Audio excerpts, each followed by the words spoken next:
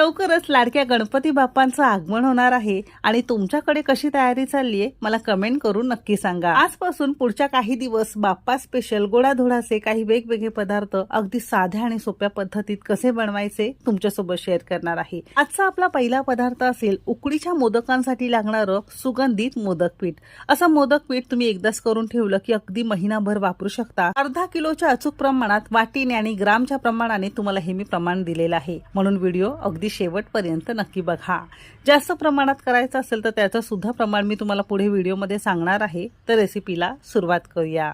उकडीच्या मोदकांचं पीठ जर तुम्हाला सुगंधित आणि अगदी परफेक्ट कळीदार तुम्हाला मोदक बनवायचं असेल तर त्याचं प्रमाण सुद्धा तुम्हाला अचूक घेणं गरजेचं आहे। आणखीन एक महत्त्वाची गोष्ट, मोदकाचे पीठ बनवण्यासाठी शक्यतो घरातला कोणताही नवीन तांदूळ घ्यायचा आहे। आता नवीन तांदूळ कसा ओळखायचा, ज्याचा भात केल्यानंतर तो चिकट होतो, असा तुमचा नवीन तांदूळ घ्यायचा आहे। नवीनच तांदूळ घेतल्यामुळे